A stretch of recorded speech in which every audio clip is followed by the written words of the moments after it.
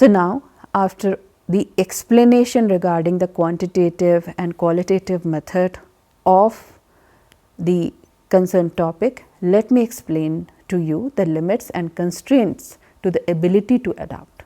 Students, there are constraints and hurdles that limit the society and ecosystems from adapting to climate change, even while adaptive capability can be improved. Some limits are biophysical, such as when coral reefs bleach beyond a certain point, glacial melts, or heat and humidity level rise above what the human body can handle. Other limits are social, economic, cultural, or political.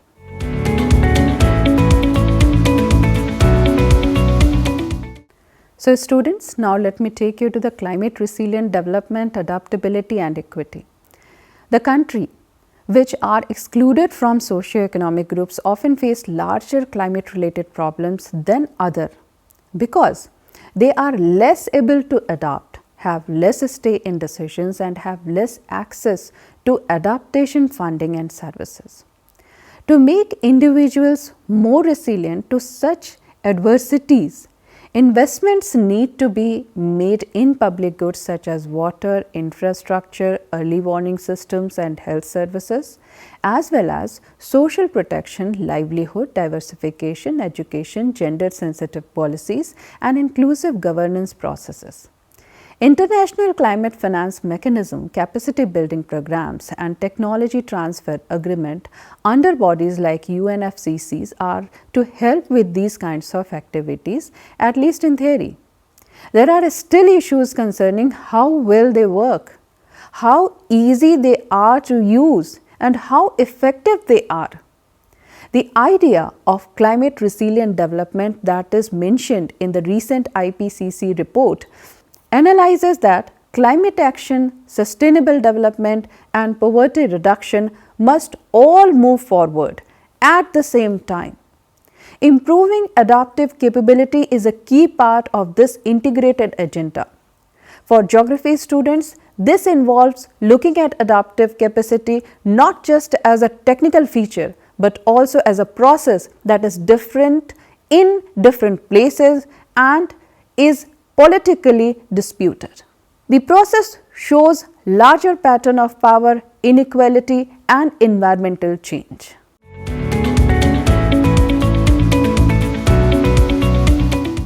Now, let me also explain to you the linking adaptive capacity which is related to the course tool and different types of methods. The tools and methods that help planners, managers and communities go from knowing about climate threats to making a real plan or how to adapt by giving them easy to understand climate data, scenario analysis, organized methods for assessing vulnerability and advice on how to adapt. For instance, by using Climate Wizard to map past and future rainfall and temperature trends, water management or agriculture planners can find hotspots where they need to invest in storage, irrigation efficiency, drought resistant crop or ecosystem restoration to make the area more adaptable.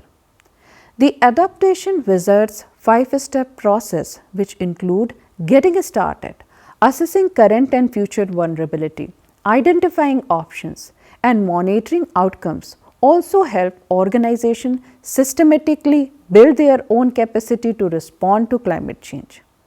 In short, adaptive capacity is important because it connects climate hazard vulnerability and their actual effects. It decides if climate change will cause a crisis, require careful adjustment or create chances for development that is more sustainable and fairer. Students, for geographers and other students, dealing with adaptive capacity requires combining points of view from both physical and human geography, using tools and assessment carefully and understanding that creating capacity is both a technical as well as social and political process. So now, let me explain to you adaptation through mainstreaming states policies in context of India.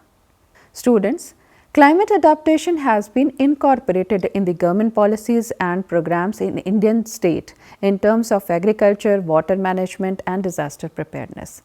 This mainstreaming helps streamline the process of adaptive planning in a more sustainable fashion through harmonizing development planning with climate targets. It has been combined with a strong local governance, stakeholders interaction and science policy interaction, facilitating agriculture resilience and climate vulnerability of millions of people who rely on livelihoods. Now I would like to take you to Bangladesh and describe you the adaptive capacity of Bangladesh. You may be knowing about mangrove sandy coastal restoration.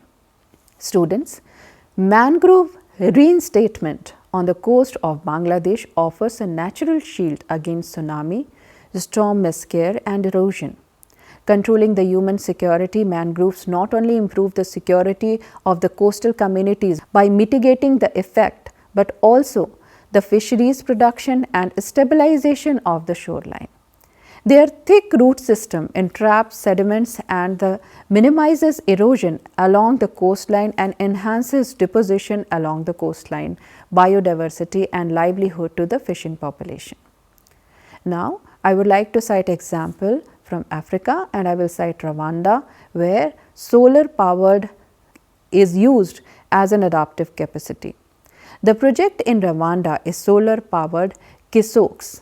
This is used to provide off-grid energy solution which enhances digital inclusion and supply of clean and renewable energy to remote communities. The kiosks are charged with phone power, internet and power to small business, boosting economic conditions and capacity to recuperate in climate conditions. This leapfrog technology is useful in bridging climate adaptation and the overall sustainable development and reduction of poverty. Now I would like to cite example from East Africa, neural weather forecasting and solar pumps.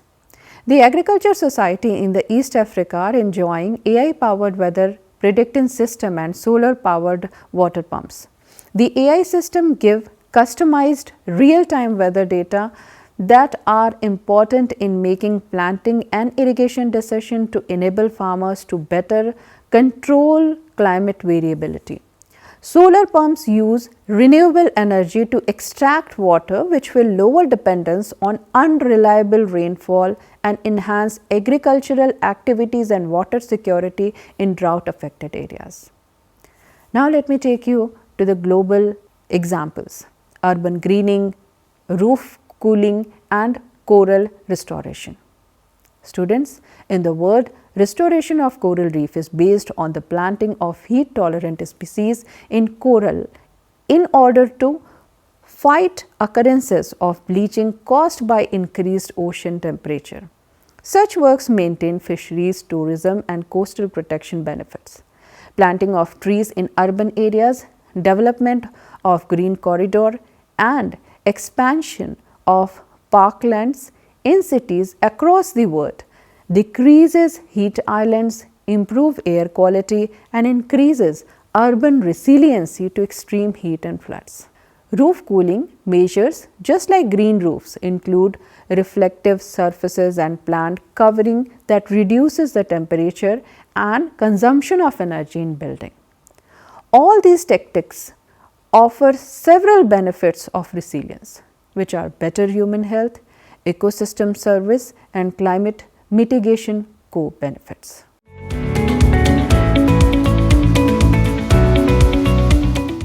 So students, with this the chapter is coming to an end. Let me summarize in few words.